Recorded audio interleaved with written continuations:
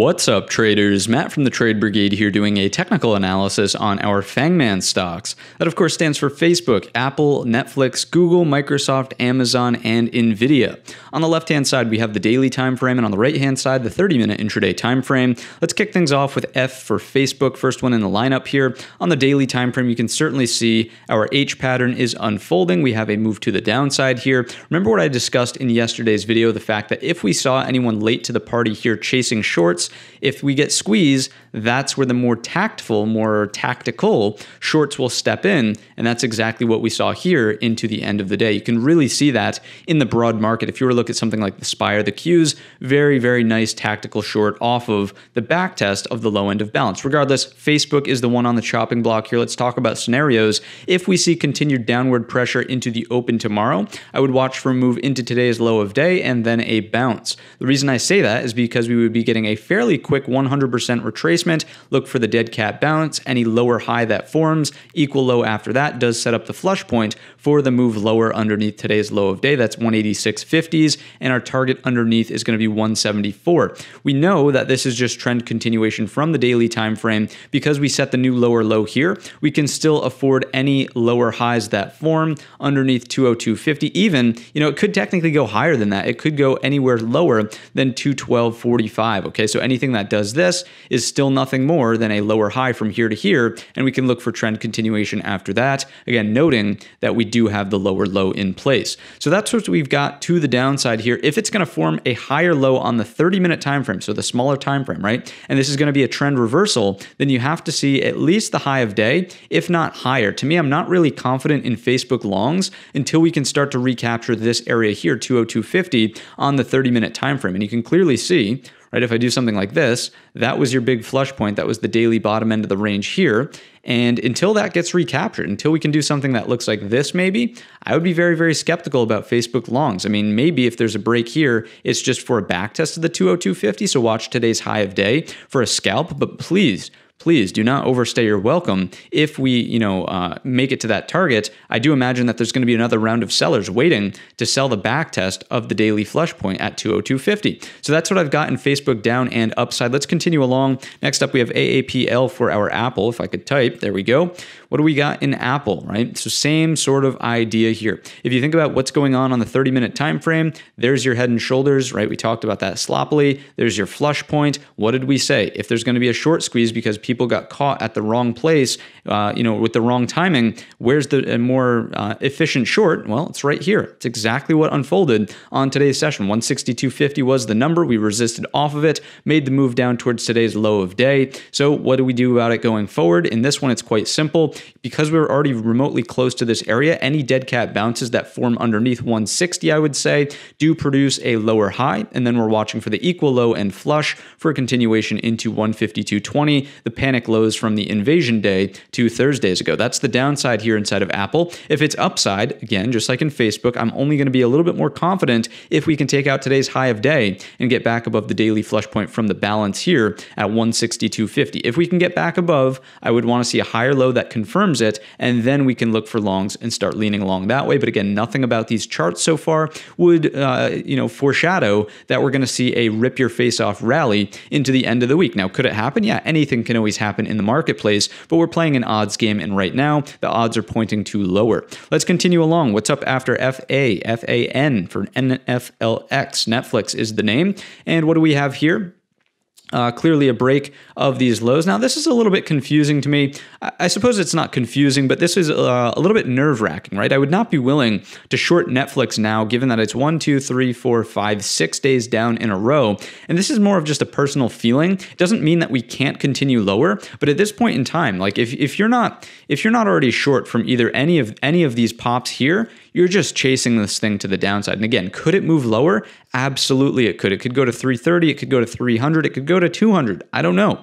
But it just doesn't feel like you have good risk reward at this point in time, given that so much of the move has already unfolded. What I would love to see is, okay, if you want a short entry in Netflix, let it dribble a little bit lower. Don't chase it though. And then as it bounces, watch and see what unfolds right here, 352.67, right? This is the patience play. This is the more macro version version of what we just discussed on Aapl, right? There's the bottom end of the Aapl range, essentially. We break down. If you get short here with poor trade location, you get squeezed out, maybe there's a dead cat bounce that takes us for a back test of this, and then it's the rollover for the next leg lower.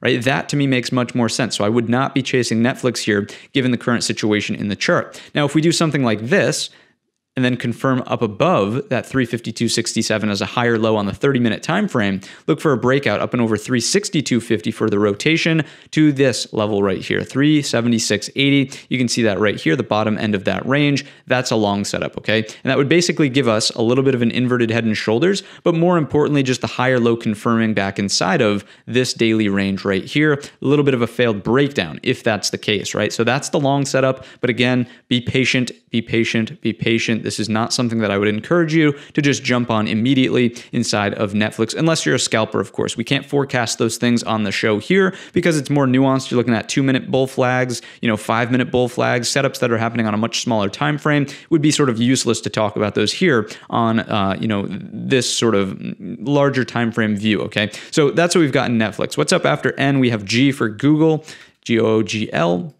Moving right through our FANGMAN. What do we have here? Same sort of idea. Again, many of these charts are in extremely similar circumstances. There's your opening range. People get caught short, poor trade location. We take out the high, off to the races, but we do produce that lower high. We're coming back down into the lows, just like we talked about in Facebook, which was up first. Want to see the rotation all the way to the low, quick dead cat bounce, anything that resists under this level. Look at how nicely 25.50 is treating us, right? You can see it's the morning range highs. Hold here for support on the little dead cat bounce. Now we're back below. That's going to give us something to trade against, right? If we move lower, do something like this, you want to see the lower high this time underneath that level. So 25.50 is important here inside of Google. Any equal low reattempts after that, that's where you're looking for the flush, at least into 2,500, and that's probably just a scalp. Notice, that's nothing, right? Google can make this move in a heartbeat. Anything after that, though, does get more interesting into 24.50 and then 23.50, right? We searched for these targets yesterday. There's not a whole lot of structure until we get back into some of those levels, so be mindful of Google downside here.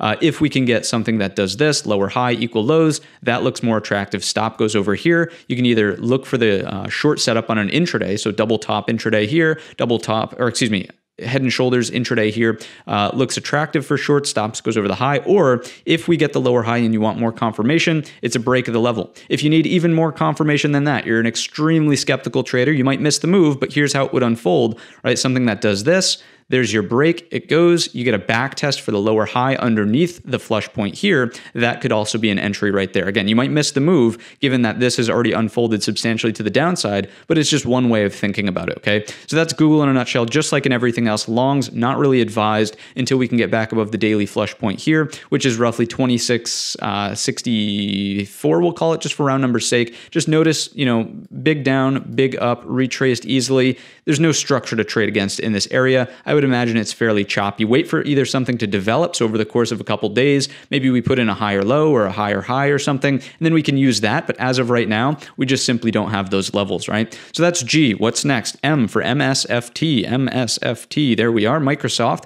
What are you telling us on this chart?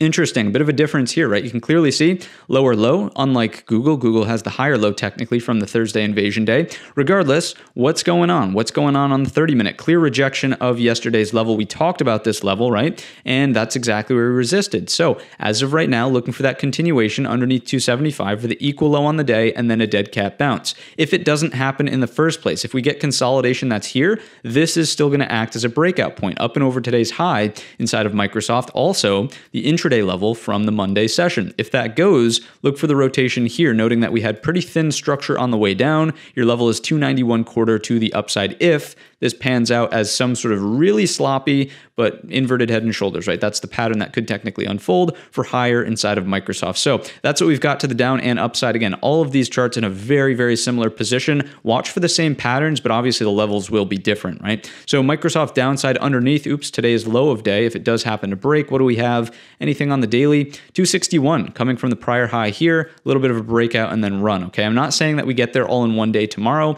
but if there's some sort of pattern that puts into play this here, there's your flush point, and that's the target down underneath. So that's M. Next up is A for AMZN, Amazon, FANGMAN, moving right along here.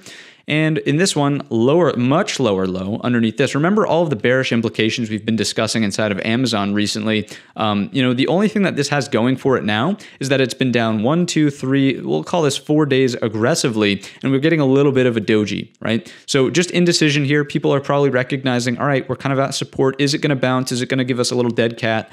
Who knows, right? I can't say for sure, but that's what I imagine is causing this little bit of a hang up instead of just falling in free fall mode. Remember that if we go out to a weekly, there's quite some ways to fall underneath here, right? Really, it's this prior breakout point at 2466. So in my estimation, again, this is more of a feeling thing as opposed to what the chart is saying.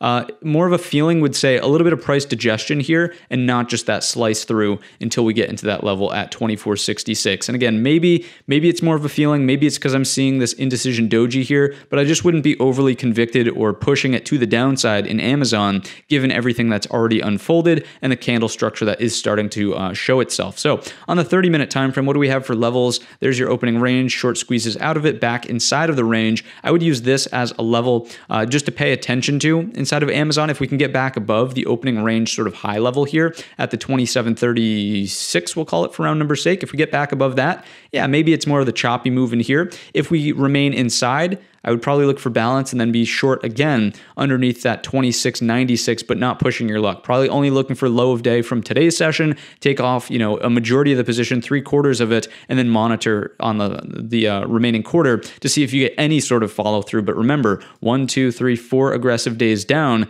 Pretty tough to be shorting here at these lows, noting your trade location is just incredibly poor, right? Any sort of uptick that gets us back up and over this level, up and over 2760, probably get a little bit of a squeeze, right? So I wouldn't trade it long either, just noting the relative weakness inside of Amazon. This thing's been incredibly beat up. The long, potentially, if it's going to unfold in the first place, maybe it's over 2810 for the rotation through this thin structure right here. But again, just like everything else, you're not pushing your luck to the upside in anything right now, given the current market circumstances, okay? So that's the only thing I see long inside of Amazon. Let's finish it up here. AMZN is Amazon for FANG. MAN is NVDA for NVIDIA. Got to think out loud when I'm doing this stuff. It's hard to talk and think and type and all of that stuff at the same time. Regardless, what's going on here?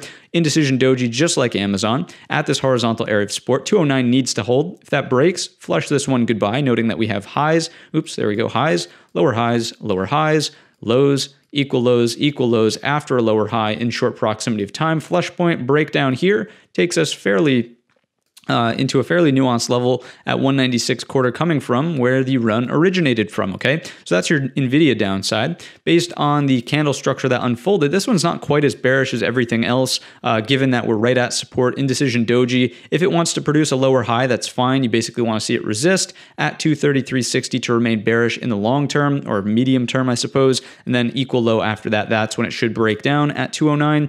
Again, anything underneath 233.60 keeps that in play. For shorter term scalps, I could say that maybe there's a long trade up and over 221.50, 222, this level right here. If it wants to give us some sort of inverted head and shoulders, your target would of course be the bottom end of the daily range and that same level we just discussed at 233.60, right? From there, certainly trim, if you're long at least, 3/4 of your position and then monitor for continuation on the rest, because it could be very likely that we get something like that and then roll back over for your daily lower high, right? Something that looks like this, and it puts into play that pattern that we were just discussing. So that's NVIDIA here in a nutshell, up and down. That's FANGMAN in a nutshell, up and down. Hopefully you enjoyed today's video. If you did, let me know down below in the comments section or by giving the video a thumbs up. Don't forget our main channel is linked in the description. And all of that being said, I wish you a green trading week.